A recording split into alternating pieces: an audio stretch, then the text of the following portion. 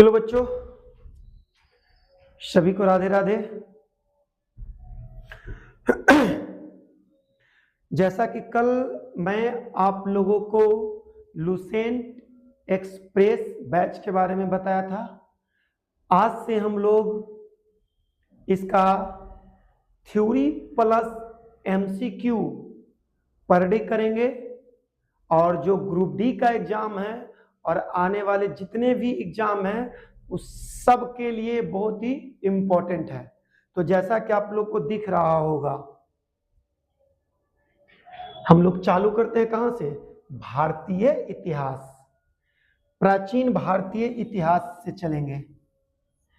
प्राचीन भारतीय इतिहास के स्रोत, पूरा डिटेल इसका हम लेके चलेंगे क्योंकि आज थ्योरी होने वाला है। ठीक है, चलिए तो आगे बढ़ते हैं। एक कहां से आएगा? तो आप लोग को बताए थे हम लोग कल भी कि जो लुसेंट का एक्सप्रेस बैच है, इसी के माध्यम से हम लोग ये पूरा लुसेंट इतिहास, विज्ञान, अर्थशास्त्र, भूगोल, टोटल के टोटल सब्जेक्ट यहां से हम लोग कवर करने वाले हैं। बाबू, इसका कोई चार्ज नहीं लगने वाला है। मैं अपना एप्लीकेशन भी दूंगा तो फ्री ही रहेगा। ठीक है, बस आप लोग को क्या करना है, छोटा सा काम है, यूट्यूब पे जाकर ये देख लीजिए, यहां पर GK GS time YouTube channel है, इसको आप लोग को सब्सक्राइब करनी है और साथ में बेल आइकन को भी दबा देना है। ठीक है, चलिए तो आज से हम लोग लुसेंट के बारे में चलना शुरू कर देते हैं। पूरा डिटेल हम लोग चलेंगे लेकर, इसका एक एक बातें को समझते हुए चलेंगे। आइए, क्या कहता है इतिहास के स्रोत? इतिहास के स्रोत क्या होते हैं? तो देखिए, इतिहास के स्रोत में हम लोग चलते हैं तो प्राचीन भारतीय इतिहास के स्रोत और विविध प्रकार के हैं। इन्हें दो श्रेणियों में विभक्त किया जा सकता है। भारतीय इतिहास है, उसको जानने के लिए आपको दो श्रेणी की आवश्यकता है। पहला है जिसमें साहित्यिक स्रोत के बारे में, और दूसरा है पुरातात्विक स्रोत के बारे में। साहित्यिक स्रोत में क्या क्या आते हैं बच्चों, समझिएगा। आइए, साहित्यिक स्रोत में पहला है ब्राह्मण स्रोत। तो ब्राह्मण स्रोत में क्या क्या पढ़ना है समझिएगा। पहला है वेद, भारत के प्राचीनतम ग्रंथ है। जो वेद है वो क्या है? सबसे पुराना ग्रंथ माना गया। किसको? वेद को माना गया है। इस वेद के किसका निर्माण करता कौन था? इसको किसने बनाया?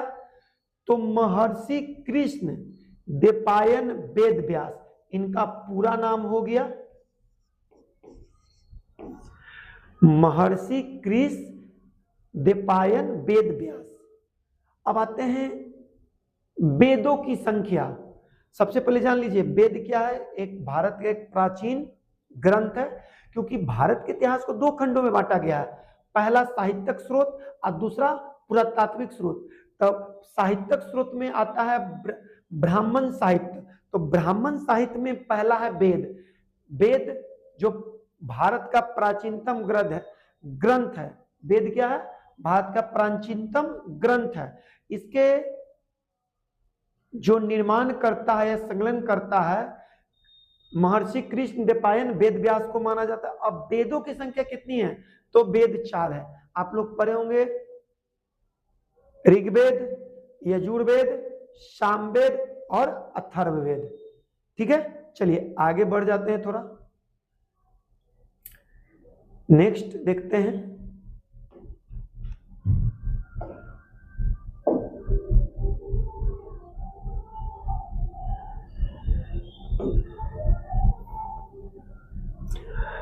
तो वेद, जो वेद के बारे में बताया गया, वेद के बारे में क्या बताया गया कि सबसे प्राचीनतम था, सबसे पुराना है। भारत को जानना है तो आपको वेद को जानना ही पड़ेगा। वेद सबसे पुराना है, वेद प्राचीनतम ग्रंथ है। वेद को ही 4 में बांटा गया है। इसमें फर्स्ट पढ़ना है ऋग्वेद। अब ऋग्वेद के बारे में हम लोग जानेंगे। अच्छा, वेद को कह देगा, क्वेश्चन यहां से पूछेगा कि भारत का प्राचीनतम ग्रंथ वेद। अच्छा, वेद के संकलन करता तब महर्षि कृष्ण द्वैपायन वेद व्यास को माना जाता है, याद रखिएगा। चलिए अब आते हैं ऋग्वेद। ऋग्वेद कहता है यह प्राचीनतम वेद है। प्राचीनतम मतलब सबसे पुराना। इसमें कुल 10 मंडल तथा 1060 सूक्तियां हैं। 10 मंडल तथा 1060 क्या है इसमें? सूक्तियां हैं। ऋग्वेद की बात कर रहे हैं तो क्लियर है। चलिए, यदि आवाज का इशू रहेगा बच्चों, आवाज का इशू रहेगा बच्चों तो जरूर बताइएगा। आवाज का यदि इशू रहे तो जरूर बताइएगा। तो इसमें कुल कितने मंडल हैं? 10 मंडल हैं और 1028 सूक्ति है। इस वेद के पढ़ने वाला जो ऋग्वेद पढ़ता है ना, उसी को होत्री कहा जाता है। ऋग्वेद का पहला एवं 10वां मंडल सबसे अंत में जोड़ा गया है। इससे पहले 2 से 9 तक था ऋग्वेद में, लेकिन जैसे ही प्रथम और 10वां मंडल की बात करता है ना, वो सबसे अंतिम में इस ऋग्वेद में ऐड किया गया है। बात समझ में आ गया? चलिए आगे बढ़ते हैं। कहता ऋग्वेद का पहला और 10वां मंडल हो गया। ऋग्वेद के तीसरे मंडल में सूर्य देवता सावित्री को समर्पित गायत्री मंत्र है। मतलब कहने का मतलब हो गया कि गायत्री मंत्र का उल्लेख किस मंडल में है? तो कह सकते हैं तीसरे मंडल में। दूसरी बात, गायत्री मंत्र किस वेद में मिलते हैं? तो ऋग्वेद में मिलते हैं। गायत्री मंत्र किससे समर्पित है? तो सावित्री है, जो कहता है सूर्य देवता को समर्पित है। किसको? सूर्य देवता को समर्पित है। फिर कहता है 9वें मंडल में देवता सोम का उल्लेख है। ऋग्वेद के 9वें मंडल में किस देवता का उल्लेख मिलता है? तो सोम देवता के बारे में बताया गया है। एकदम समझिएगा, उल्लेख मिलता है। 10वें मंडल में चतुर्वर्णीय वर्ण व्यवस्था का उल्लेख मिलता है। मतलब कि जो हम बताए थे कि ऋग्वेद का अंतिम भाग प्रथम और 10वां भाग है, इसको अंत में जोड़ा गया है। तो कहता है कि जाति व्यवस्था या चतुर्वर्ण व्यवस्था का जो है ना उल्लेख कहाँ मिलता है? तो ऋग्वेद के 10वें मंडल में मिलता है। कहाँ मिलता है? ऋग्वेद के 10वें मंडल में मिलता है बच्चों। थोड़ा सा समझिएगा, एक यहाँ पे इंपॉर्टेंट नोट्स लाए थे। कहता है क्या ये कि यूनेस्को द्वारा ऋग्वेद की 30 पांडुओं UNESCO memory of the world register में शामिल किया गया। जो इनका पांडुलिपि था ना 30 गो, इसको यूनेस्को ने अपने धरोहर में शामिल कर लिया। बहुत अच्छी बात है। चलिए एक बार फिर से हम रिकॉल करा दें। भारत के इतिहास के 2 भाग में बांटा गया है। एक आता है प्राचीनतम स्रोत, एक पुरातात्विक स्रोत। तो प्राचीनतम स्रोत में हम लोग क्या पढ़ रहे थे? तो ब्राह्मण में आते हैं ऋग्वेद, वेद आते हैं जिसके संकलन करता महर्षि कृष्ण द्वैपायन वेद व्यास को माना जाता है। और वेद कितने हैं? 4। उसमें पढ़ना है पहला ऋग्वेद, और ऋग्वेद के आपका पूरा डिटेल। यहां से क्वेश्चन बाबू पूछेगा यही कि देवता सोम का उल्लेख किस मंडल में है? तो 9वें मंडल में। चतुर्वर्णीय व्यवस्था का उल्लेख किस मंडल में है? तो 10वें मंडल में। यहां से भी क्वेश्चन पूछ सकता है कि ऋग मंडल में ऋग्वेद के मंडल को लास्ट में जोड़ा गया। तो प्रथम और 10वें मंडल को लास्ट में जोड़ा गया। चलिए आगे बढ़ते हैं। वही चीज को हम डिटेल चाहते हैं तो कर सकते हैं। जैसे भारत के बारे में बात कर रहा था। किसके बारे में बात कर रहा था? भारत के बारे में। तो भारत को शायद हम तो इतना बोल चुके हैं कि आप लोग को याद हो गया होगा कि भारत को जानकारी करना है। 2 गो स्रोत है, भारत के जानकारी के लिए दो स्रोत है, एक प्राचीनतम स्रोत है जिसको वेद बताया गया है ब्राह्मण में, और दूसरा है पुरातात्विक। तो अभी हम लोग वेद के बारे में चल रहा है। तो वेद के महर्षि हैं, महर्षि कृष्ण द्वैपायन वेद व्यास को माना जाता है। महर्षि कृष्ण द्वैपायन वेद व्यास को माना जाता है, वेद व्यास को माना जाता है। वेद कितने हैं? तो 4 है। इसमें प्रथम वेद क्या है? तो ऋग्वेद है। प्रथम क्या है? ऋग्वेद है। सबसे प्राचीनतम वेद है ऋग्वेद है। ठीक है। अब ऋग्वेद को पढ़ने वालों को क्या कहते हैं हम लोग? अभी होत्री के बारे में बताया गया। ऋग्वेद के जो पाठ करता है उसको क्या बोलते हैं? होत्री बोलते हैं। ऋग्वेद के बारे में और बताया कि जिसमें कितने मंडल हैं? तो 10 मंडल हैं। सूक्ति कितनी है? तो 1028 सूक्ति है। और 10वें मंडल के बारे में बताया गया है कि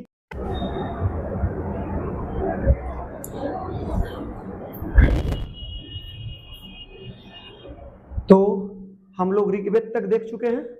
अब आइए 2 नंबर में पढ़ना है क्या हम लोग को? अजुर्वेद।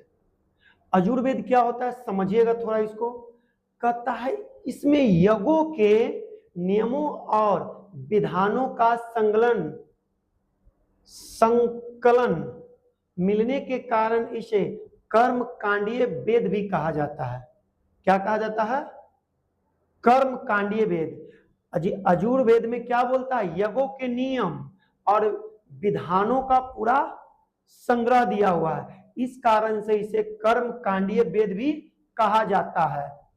अब आगे जाकर यजुर्वेद के 2 भाग हैं। पहला समझिएगा अजुर्वेद के भाग। पहला है शुक्ल अजुर्वेद। केवल पद में इसे बाजसनेयी संहिता भी कहा जाता है। इसे क्या कहा जाता है? बाजसनेयी संहिता भी कहा जाता है। किसको? तो अजुर्वेद को 2 भाग में बांट देते हैं हम लोग, जिसको शुक्ल अजुर्वेद जिसमें केवल पद में है, तो इसी को बाजसनेयी संहिता भी कहा जाता है। फिर दूसरा है कृष्ण अजुर्वेद। क्या है? कृष्ण अजुर्वेद। इसको गद और पद दोनों में है। तो यहां से क्वेश्चन बाबू पूछता है कि बताइए अजुर्वेद को कितने भागों में बांटा गया है? तो 2 भाग में, पहला शुक्ल और दूसरा कृष्ण। तो किस में केवल पद मिलते हैं? तो शुक्ल में। जबकि पद और गद किस में मिलते हैं? तो पद और गद ये कृष्ण अजुर्वेद में मिलते हैं। ठीक है। चलिए, अजुर्वेदों के मंत्रों का उच्चारण करने वाले पुरोहित को अधर्यु कहा जाता है। जो अजुर्वेद में उच्चारण होते हैं, उस उच्चारण करने वाले जो पुरोहित मतलब पंडित जी होते हैं, उसी को कहता है अर्धवयु। क्या कहा जाता है? अर्धवयु कहा जाता है। किसको?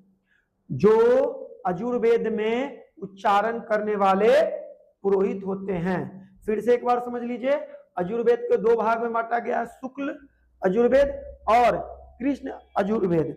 तो शुक्ल में केवल पद भाग है, ध्यान रखिएगा, जबकि कृष्ण में क्या है? पद और गद दोनों है। एक क्वेश्चन यहां से पूछेगा कि अजुर्वेद के उच्चारण करने वाले पुरोहितों को क्या कहा जाता है? तो अधर्वयु कहा जाता है। ठीक है। चलिए, इसी से एक रिलेटेड यहाँ पे था, हम लोग ले लिए थे सामवेद। ये तीसरा होने वाला है सामवेद। वेद में पहला ऋग्वेद, दूसरा अजुर्वेद और तीसरा सामवेद। कहता है शाम का अर्थ होता है गान। क्या होता है? शाम का अर्थ क्या होता है? गान होता है।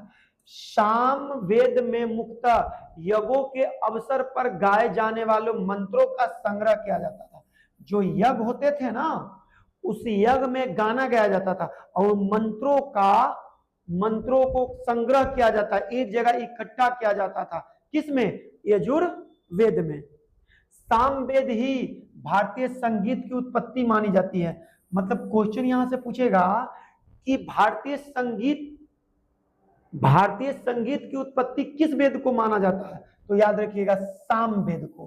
क्यों? क्योंकि साम का अर्थ होता है गाना, और यज्ञों के अवसर पर जितने भी गाना होता ना, एक जगह सबको संग्रहित किया जाता था और पुरोहित लोग इसको मतलब ये वाला को यजुर्वेद को इसको गाते थे। इसलिए भारतीय संगीत का जनक या संगीत का उत्पत्ति कहां से हुई थी? तो यहां से सामवेद से हुई थी। क्लियर है? चलिए, इस ग्रंथ में कुल 875 ऋचाएं हैं। 800 कितना है इस ग्रंथ में? कुल कितनी ऋचाएं हैं जी? तो 875 ऋचाएं हैं, मतलब मंत्र वगैरह हैं, जिसमें से कुल रूप से 99 ऋचाएं ही सामवेद के हैं और शेष ऋग्वेद से ली गई है। मतलब टोटल जो है ना 99 खुद किसका है? तो सामवेद का है। और ऋग्वेद से कितना लिया गया है? बाकी घटा दीजिए, 1875 में बचा जो कहां से लिया गया है? ऋग्वेद से लिया गया है। ठीक है? मंत्र को, सामवेद के मंत्रों को गाने वाला उद्गाता कहलाता है। जो सामवेद गाता है यज्ञों के अवसर पर, वही क्या कहलाता है? तो उद्गाता कहलाता है। तो दोनों को मिलाकर बस एक आध दो क्वेश्चन बनता है, तो ध्यान रखिएगा। भारतीय संगीत का जनक तो सामवेद को कहा जाता है। किसको? सामवेद। सामवेद में कुल कितने ऋचाएं हैं? तो 1875। सामवेद का खुद का कितना है?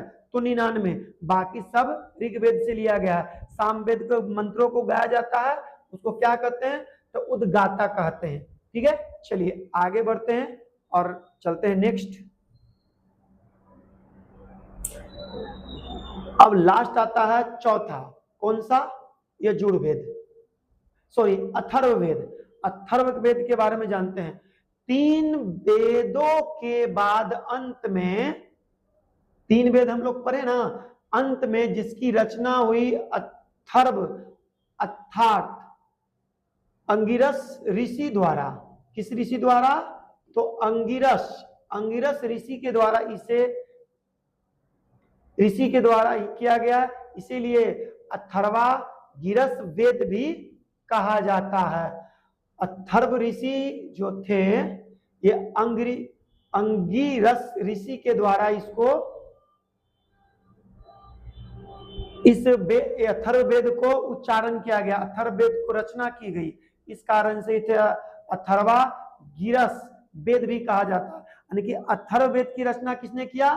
तो अंगिरस ऋषि ने। किसने किया बाबू? तो अंगिरस ऋषि ने।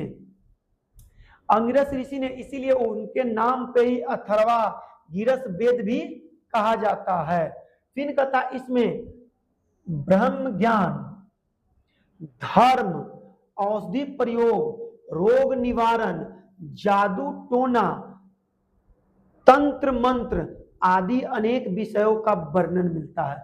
मन की अथर्ववेद में ही ब्राह्मण का ज्ञान हो, धर्म हो, औषधि हो, रोग निवारण हो, जादू टोना हो, तंत्र मंत्र हो, काली विद्या हो, ओम भट्ट स्वाहा हो, इस सब किसकी जानकारी मिलती है? सब अथर्ववेद में इसका जानकारी मिलता है। और अथर्ववेद के रचयिता कौन है? तो अंगिरस ऋषि। कौन सा ऋषि? याद रखिएगा, अंगिरस ऋषि कहा गया है। अथर्ववेद में मंत्रों का उच्चारण करने वाले पुरोहितों को ब्रह्मा कह सकते हैं, ब्रहा कहलाता है, जो उच्चारण करता है। नोट, 4 वेदांतों, 4 जो वेद है ना, उसको संहिता कहा जाता है। चारों वेदों को इकट्ठा करा गया, वही क्या कहलाता है? संहिता कहलाता है। क्या कहलाता है बच्चों? संहिता कहलाता है। तो ध्यान रखिएगा, हमें नहीं लगता है कि इससे आपको क्वेश्चन अब छूटेगा, याद रखिएगा। ठीक है? चलिए नेक्स्ट चलते हैं। अब उच्चारों का डिटेल बताना उचित है क्या? भारत के बारे में जानना है तो आपको क्या जानना पड़ेगा? वेद के बारे में। आप वेद के तो संकलन बता ही दिए हैं। वेद को किसने स्टार्ट किया? तो महर्षि कृष्ण द्वैपायन वेद व्यास। वेद कितने हैं बाबू? तो 4 हैं वेद, 1 2 3 और 4। कौन कौन? ये हो गया ऋग्वेद, यजुर्वेद, सामवेद और अथर्ववेद। इस सब का डिटेल बता दिए हैं, किसमें क्या क्या है जो कहा गया है। वो टोटल चीज आप लोग आराम से वीडियो को पॉज करके देख सकते हैं। ठीक है? चलिए आगे बढ़ जाते हैं। अब थोड़ा सा इसमें इस वेद में, ब्राह्मण ग्रंथ में और उपनिषद में इस बारीकी को थोड़ा समझिएगा बच्चों। बारीकी को समझना बहुत जरूरी है। अक्सर बच्चे यही छोड़ देते हैं। जैसे एक तरफ हमने वेद है, संबंधित ब्राह्मण ग्रंथ है और संबंधित उपनिषद है। तो जैसे ऋग्वेद है, ऋग्वेद जो है वो किस ब्राह्मण से है? तो ऐत्रेय और कौशिकी, ऐत्रेय और कौशिकी का है। ये किसमें है? तो ब्राह्मण ग्रंथ ऋग्वेद में जो ब्राह्मण संबंधित है ये है, यही वेद है, अथर्वणीय और कौशिकी वेद है, याद रखिए। वही बात कर लेते हैं उपनिषद में। तो उपनिषद में भी ऐत्रेय है और कौशिकी है, दोनों को एक ही माना जाता है। जबकि आप यजुर्वेद में चल जाइएगा तो यजुर्वेद में ऐसा नहीं है। ये शतपथ है, शतपथ ग्रंथ है और तैत्तिरीय ग्रंथ है। तैत्तिरीय ग्रंथ है किसके लिए? ये संबंधित है ब्राह्मण ग्रंथ से। किससे संबंधित है? तो ये ब्राह्मण ग्रंथ से संबंधित है। जबकि उपनिषद में चल जाइएगा तो कठोपनिषद हो गया, ईशोपनिषद हो गया और ब्रह्मदानीय हो गया, श्वेतरोपनिषद हो गया, मैत्रेय हो गया, आदि हो गया। ये सब यजुर्वेद में संबंधित उपनिषद को माना गया है। ठीक है, चलिए सामवेद की बात कर लेते हैं। तो ब्राह्मण में बात कर लेते हैं तो 25 हो जाएगा और 10 हो जाएगा, जो ब्राह्मण ग्रंथ से संबंधित है। जबकि उपनिषद में छांदोपनिषद है और जमनीय है। छांदो है और जमनीय। बाबू ये भी आए, क्वेश्चन छोड़ के बच्चे आते हैं, ध्यान रखिएगा। अथर्ववेद में याद रखिएगा ब्राह्मण के लिए क्या कहा गया है? गोपथ, गोथप का, किसको? गोथप का। जबकि उपनिषद में है तब मुंडको उपनिषद। आप लोग देखबे करते हैं कि सत्यमेव जयते कहां से लिया गया है? तो मुंडको उपनिषद से लिया गया है। मांडकोपनिषद और प्रश्नोपनिषद। तो ये बात को ध्यान में रखिएगा। वेद कितने हमारे हो गए? 4, 1, 2, 3 और 4। जो अथर्ववेद है चौथा है। इसी में ना उपनिषद है, ये इसी में पढ़ना उपनिषद। जो आप लोग को सत्यमेव जयते लिया गया, तो कहां से लिया गया? तो मुंडको उपनिषद आप लोग बोलते हैं ना, तो यही है। छंदो कहां से लिया गया है? तो सामवेद से लिया गया। इस डायग्राम को बाबू बढ़िया से, अच्छा से आप लोग को ध्यान में रखना ही पड़ेगा।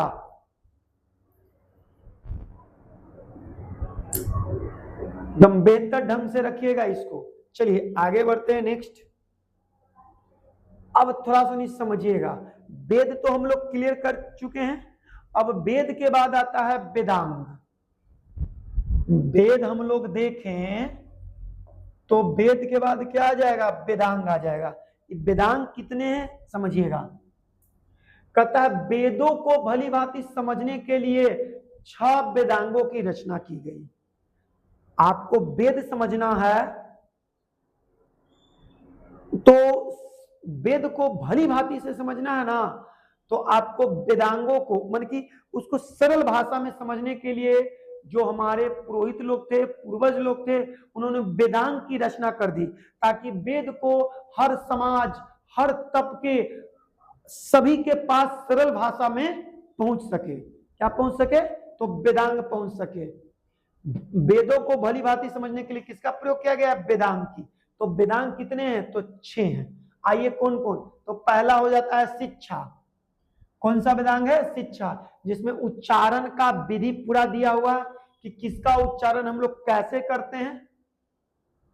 वेद में किसका उच्चारण हम लोग किस तरह से करते हैं। दूसरा ज्योतिष, मतलब इनमें भागफल बताता है ज्योतिष, कि देखिए आपके ये लकीर में क्या लिखा हुआ है, आप क्या करिएगा,